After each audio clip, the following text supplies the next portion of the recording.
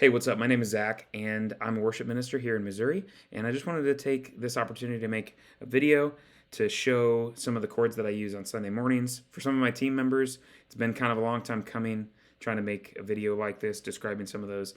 But I just wanted to take just a couple minutes to show a set of chords that can work together for one song, essentially. Because you can string these together, but sometimes it's not as helpful as just seeing them all in one spot.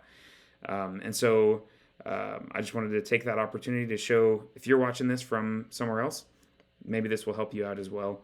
But this is something that's been helpful to me to figure out and be able to go to instead of just playing regular open chords or something. Specifically on the electric guitar, it can work for the acoustic as well, but in general, it's more helpful for kind of finding a lead line or knowing a location for where you're playing in a key and knowing where those chords are. And so what we essentially do on Sunday mornings for us is we play in whatever key, but immediately my brain starts ascribing numbers to those, which is basically the Nashville number system. And so I think more in the numbers maybe than I do the chords, but I know my starting points. And so I just want to talk about that a little bit. So I'm going to switch over to my guitar, and I'm just going to show you this. This is kind of a rough video, but it's more just to get the information out. So let me switch to the guitar. Okay, so I'm just going to start with the key of G, and basically we're going to take this E-type chord, which is a G major bar chord, and it's E-type because you can see that if you were to play an E major, just like you would here, if you move your E major up to here, that's your G bar chord, okay? And somebody told me these were called broken chords. I don't know what the actual word is for it. Sometimes they call them inversions, but to me, it's just finding the shapes where you can play all in the same zone. And so let me show you the four shapes, and then we'll kind of talk about it. Actually, I think there's five shapes with the general things that you play.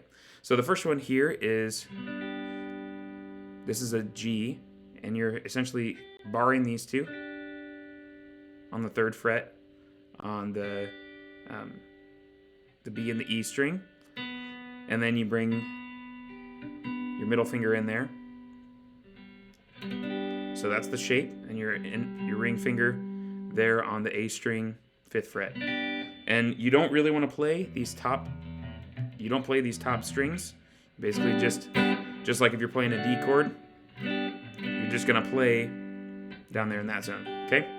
So that's what I play for the G, which in the key of G is the 1. So that's what we'll start with. And then the next chord that you want to go for is naturally the 4 chord. And so that's going to be a C chord.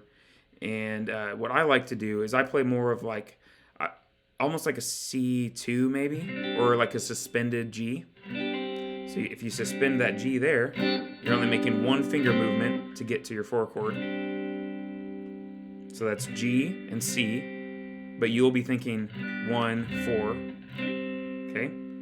And then the next one that I always end up going to is the 6, which is always a minor chord. So 1, G, 4, C, 6, which is minor, 6 minor, E minor. And so the only change you're making there is you're basically doing a D minor chord from your open.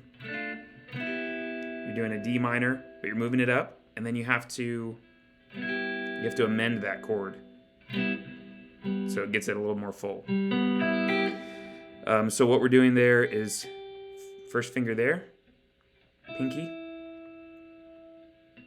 and then your middle finger, and then you drop your ring finger in that same spot for the G chord. So G, and then if you just add your pinky, now you've got the 6 minor, the E minor, and then the last one is D.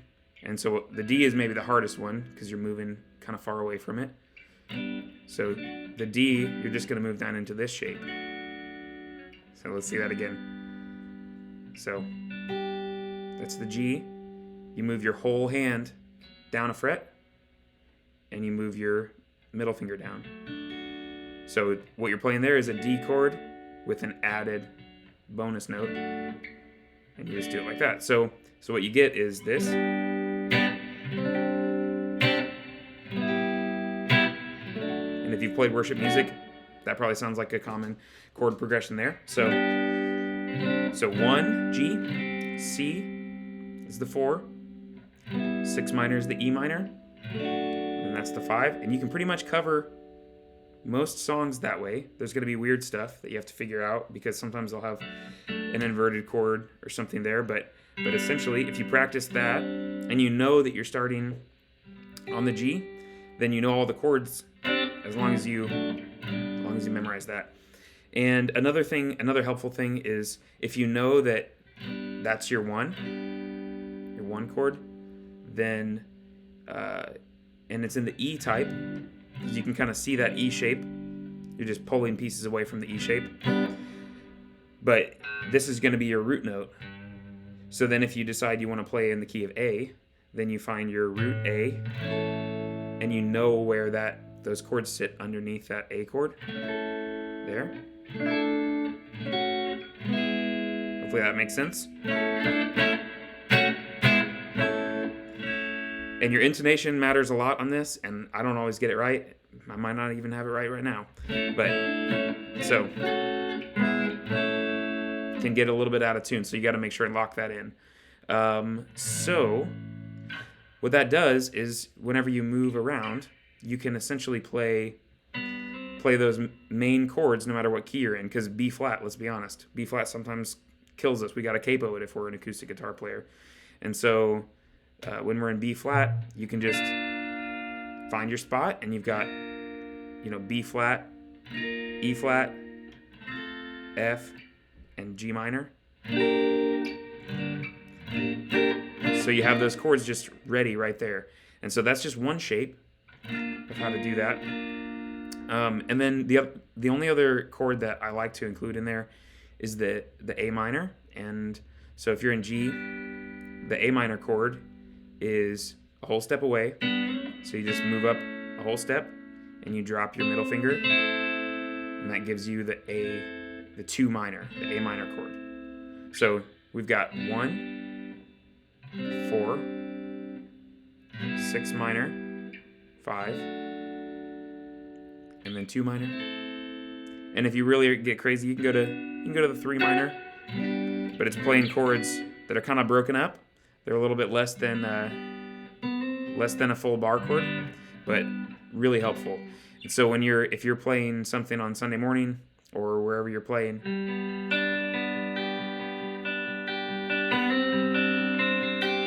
can do something like this.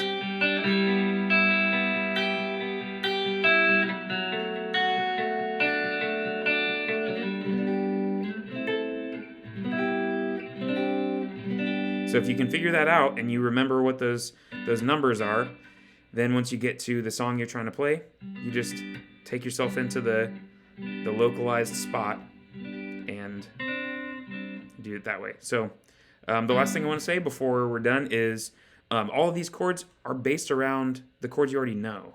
So like this one's based around the E chord. If you see how that comes out of there, that's an E chord. E type, if that makes sense. That's an E type chord. Then whenever you go to your D, you're literally just playing the D. So if you had to, you can just drop and go to the open E. But if you want it to stay kind of choked and chunky, you can do that. And then this one, the C, the 4 chord is actually based around like an A shape. But you're just trying to make it easy. And then this one, your minor is the D minor, just brought up to an E. So,